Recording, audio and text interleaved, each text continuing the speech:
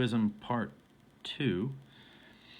Well, as we get into this period around 500 BC or so, certain gods come to play important roles in Hinduism.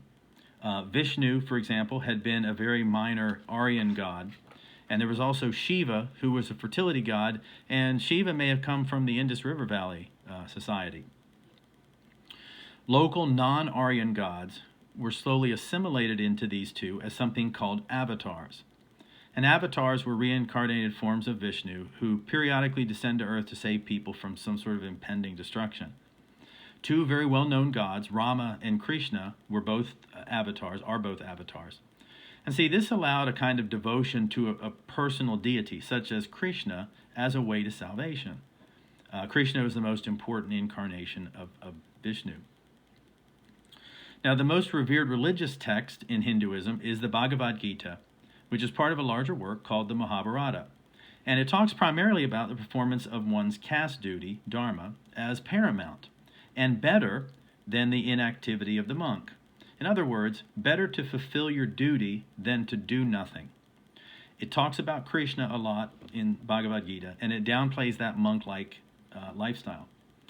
In the Gita, Krishna says that, "For one who worships me, giving up all his activities unto me and being devoted to me, who has fixed his mind upon me, for him I am a swift deliverer from the ocean of birth and death." In other words, that cycle of samsara. The Bhagavad Gita also addresses human dilemmas and life's struggles. And there's a story in there that I'll just tell very, very quickly where a warrior king is getting ready for battle. And he knows that as a warrior that his function is to fight. I mean, that's what he's supposed to do. And to generate good karma, he's got to do that. Well, he's riding his chariot out onto the battlefield, and when he looks out across to the enemy lines, he realizes that his father and brothers are over there.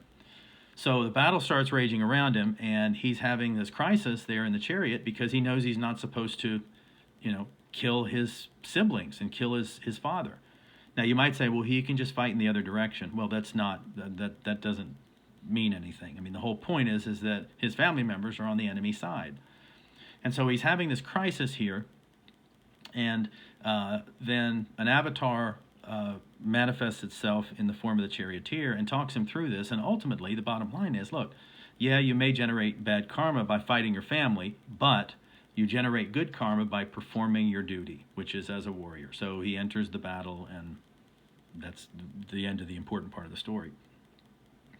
Krishna, by the way, appealed to all people as well, saying that for those who take refuge in me, even though they be lowly born, women, Vaishyas, and also Shudras, even they attain to the highest goal. Now, this emphasis on powerful deities and their incarnations led to this explosion of religious imagery, often called iconolatry, and the beginning of temples. And this is 500, 400, 300, into, I should say, 100, 200, 300 AD. Well, Hinduism itself is so complex and diverse, it's very, very hard to define. It's not a religion of revelation. In other words, the gods do not reveal knowledge. There's no church, there's no priests. It's not a congregational religion in the sense that people don't have to come together to worship. And there's no set doctrines. I mean, there's no like 10 commandments per se or anything like that. But it's probably the world's most tolerant religion, as it suggests that there's a lot of different paths to salvation. All gods were actually part of a supreme spirit or God, and this supreme God accepts all others as part of itself. And Krishna even said that those also who worship other gods with a firm faith in doing so involuntarily worship me too. Hinduism attempts to be all things for all people, and it allows, sort of speculative, philosophical thought. It includes compassion and self-discipline. And in a system that was otherwise very rigid, it gives people freedom to work out a personal relationship with a god. Most of the 33,000 gods were non-Aryan, and that number was not used to pinpoint an actual number, but just the idea that there's more gods than we know about. And technically, there's not any religious persecution in Hinduism. Now, it's not worked out that way, especially with the arrival of Islam later.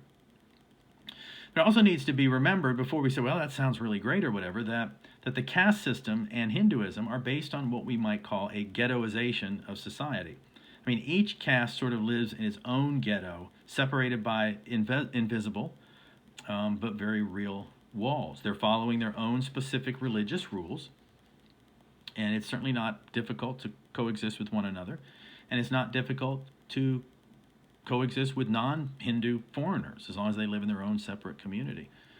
But it is definitely as we'll see from our reading later, behind mud walls.